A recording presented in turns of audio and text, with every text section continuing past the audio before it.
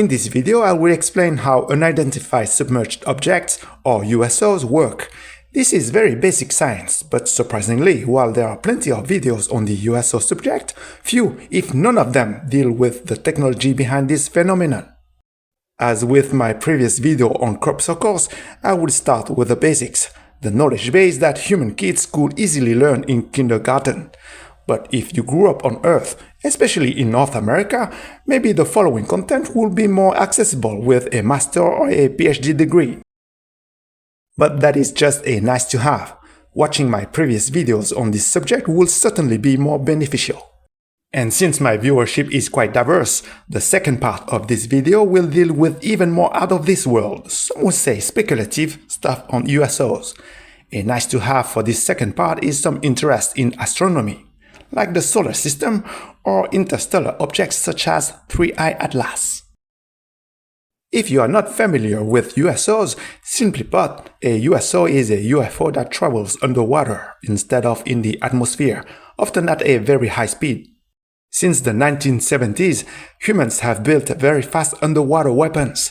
The first of such weapons was the VA-111 Squall, a torpedo powered by a rocket engine and a ramjet. This high-velocity torpedo was able to reach an underwater speed close to 500 km per hour, or 300 miles per hour, faster than most of today's recreational planes. In order to attain such a high speed, the drag caused by the surrounding water must be greatly reduced. This is achieved by a physical phenomenon called cavitation. As the speed of a moving torpedo increases, so does the speed of the water around it. Bernoulli's principle tells us that an increase of the speed of a fluid entails a decrease of the pressure of the fluid. When the pressure of the fluid drops below a certain threshold, the fluid becomes a gas, in accordance with fundamental principles of thermodynamics. Don't panic. Said differently, when the torpedo reaches a specific speed, roughly 185 km per hour, or 115 miles per hour, the seawater around the torpedo starts to vaporize. However, this effect is highly unstable. Soviet scientists and engineers were the first to successfully control the cavitation effect to create an air bubble that envelops the torpedo and reduces the drag. This technology, called supercavitation in reference to the big air cavity, had three main limitations. Supercavitating torpedoes had limited maneuverability, they had limited range, and they were noisy. So a submarine launching a supercavitating torpedo was easily located by enemy vessels. In 2013, Russia began work on improving their supercavitating torpedo, and in 2017, the successor to the Squall torpedo was publicly revealed under the name Kichnik. Not much is known about this new weapon at the time of the making of this video, but it can safely be assumed that better maneuverability, longer range, and higher speed are part of the technical specifications. Talking about higher speed, it was believed that in theory a supercavitating object could reach a maximum speed of about 5,400 km per hour, or roughly 3,300 miles per hour, which is the speed of sound. But in 1997, a US Navy lab successfully fired an underwater projectile that broke the sound barrier at a supersonic speed, as shown in this unclassified paper from the US Defense Technical Information Center.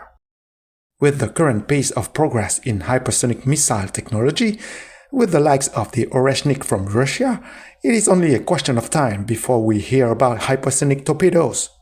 What's next for Russia? Well, why not add supercavitation to the unlimited range of their Poseidon weapon, a nuclear-powered underwater drone equipped with a nuclear warhead capable of causing tsunamis. Picture this, a tsunami delivered at hypersonic speed from any ocean on the globe. Indeed, supercavitation can be adapted to larger vessels, so the possibility that some USOs observed are man-made test weapons or craft equipped with supercavitation technology should not be discounted. However, not all USO observations can be explained with supercavitation technology. Topside, gust of 40. What was splashed? Splashed. Mark bearing and range.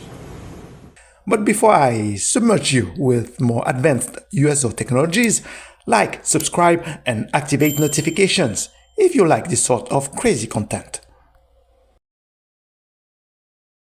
Technically, nothing prevents the Russian engineers from designing a supercavitating torpedo that can emerge from the water and fly towards its target, like current submarine-launched intercontinental ballistic missiles. But when such hybrid torpedo is airborne, the supercavitation effect will no longer apply to the air molecules around the torpedo, and the propulsion system will need to transition to another regime that drastically differs from the underwater regime. For example, the ramjet engine will no longer be able to use seawater to generate thrust, and it will need to transition to using the ambient air. Wouldn't it be nice if the transition was seamless? I'm glad you asked. Let's add the capabilities of making sharp turns and reaching hypersonic velocities. There are indeed many observations of USOs emerging from the sea and vertically ascending at velocities largely surpassing submarine-launched ICBMs.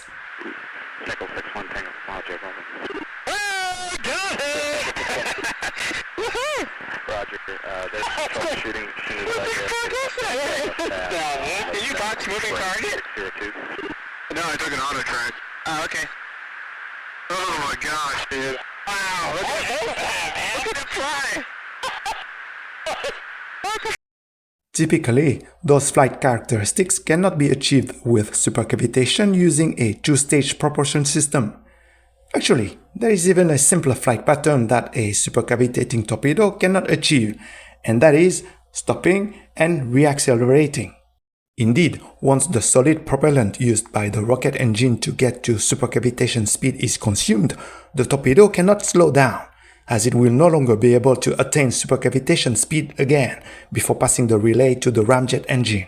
Another fact to keep in mind is that USOs and UFOs exhibit silent motion.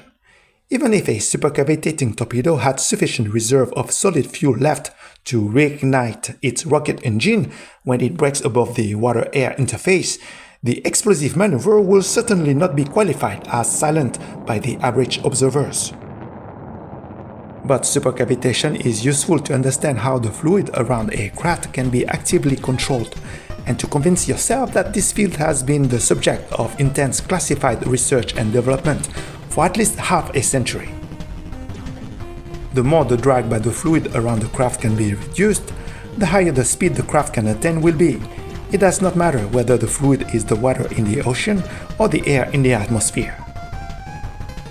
One technology works seamlessly in the water and in the air: magnetohydrodynamics, or MHD. This technology not only reduces the drag around the craft, it also uses the fluid around the craft to accelerate and decelerate at the speed of a light switch. In fact, MHD propulsion is easier to achieve in the water than in the air, especially in seawater. If you are not familiar with MHD technology, I suggest you watch some of my previous videos on this subject. In a nutshell, with MHD, the fluid around the craft is ionized, and a powerful magnetic force is applied to the fluid to control the motion of the ionized fluid and the motion of the craft inside the bubble of ionized fluid. Seawater is already an ionized fluid.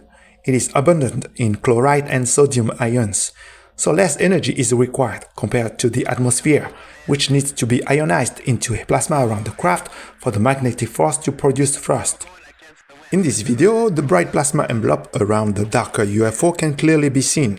Since the video was captured with an infrared camera, it can be safely assumed that the UFO is in hot plasma mode. That's not our LNS though, is it? It's not. That is the LNS, dude. Well, if there's Look at that thing. it's rotated. Let's look closer at this other video.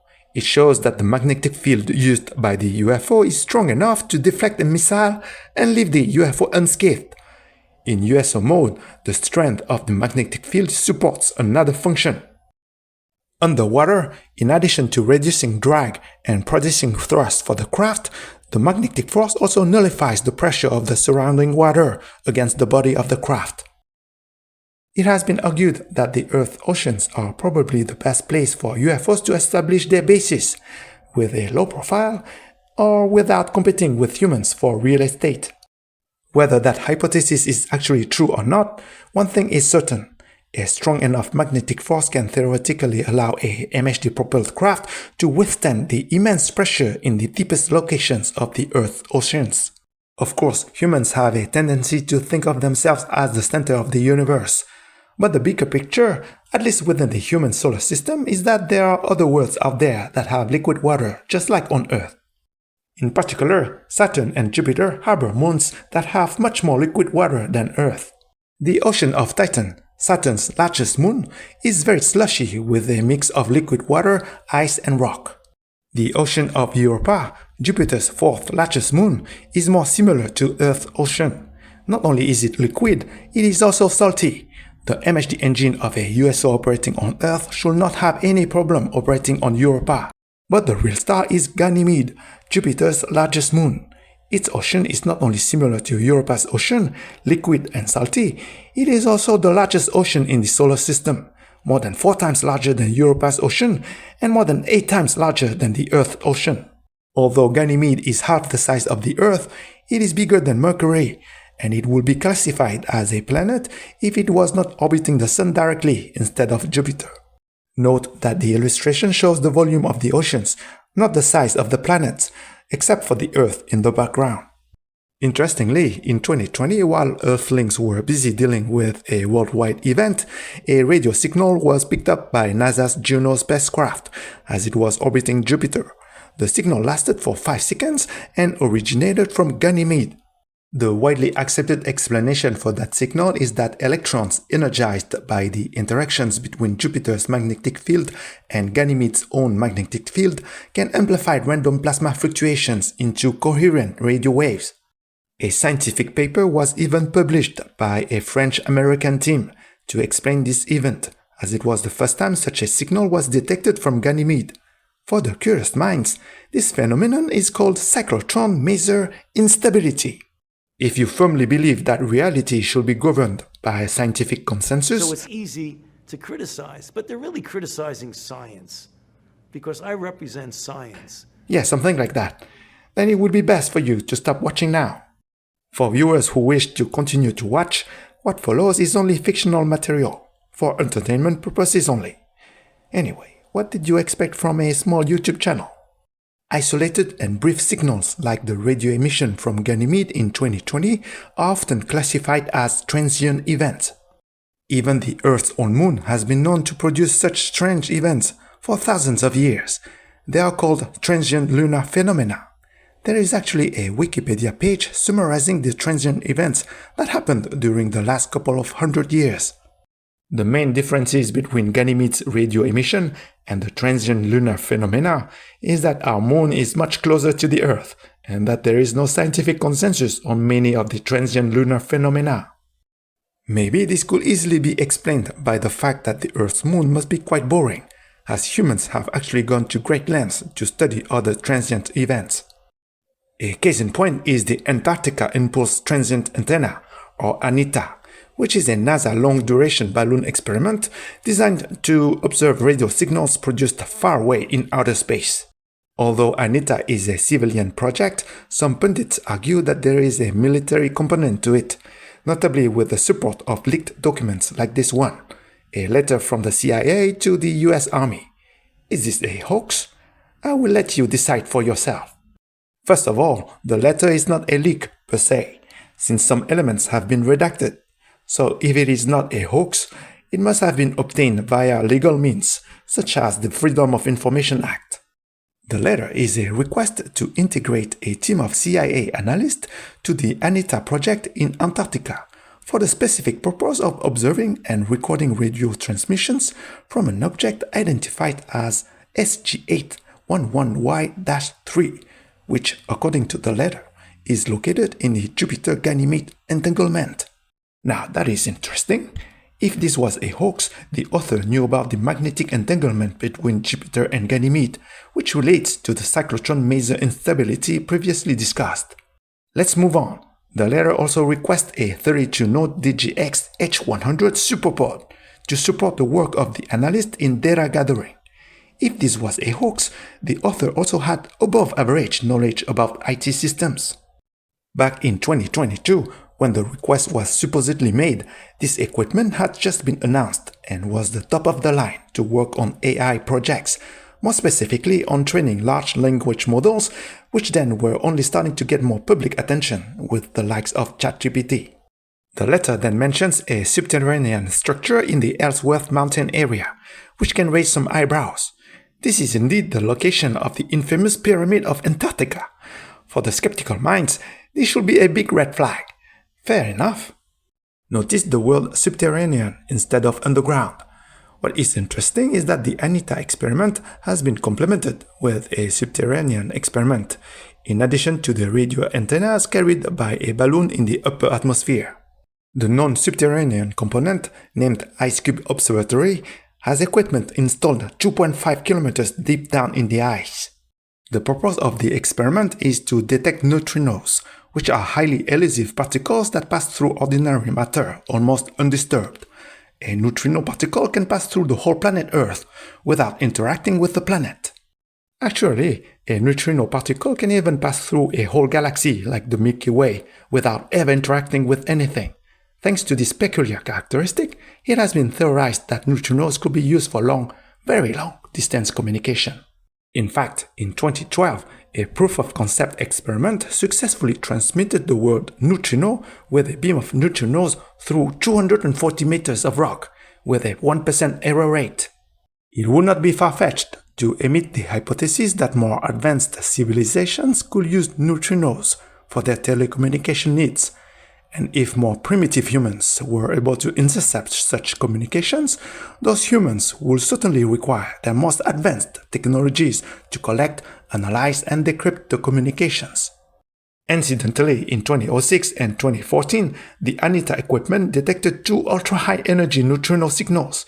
Both signals seemingly originated from within the Earth. To this day, the scientific community has yet to come up with a satisfying theory to explain these anomalous signals. If this letter was a hoax, its author would deserve a thumbs up. It would be a pretty neat hoax, as Ganymede is one of the best locations in the solar system for a forward USO base or settlement beyond Earth.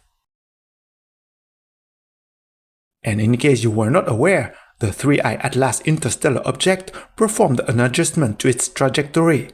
The adjustment was minor, but is sufficient to bring the object 100,000 km closer to Jupiter and Ganymede. This minor adjustment, whether it was due to a natural process or not, resulted in a closest approach distance nearly equal to Jupiter's Hill radius on March 16, 2026. Objects flying within this radius are more easily captured by Jupiter's gravitational force. If 3I Atlas was an interstellar spacecraft, it certainly would want to make a detour and pay a visit to the best playground for USOs in the solar system.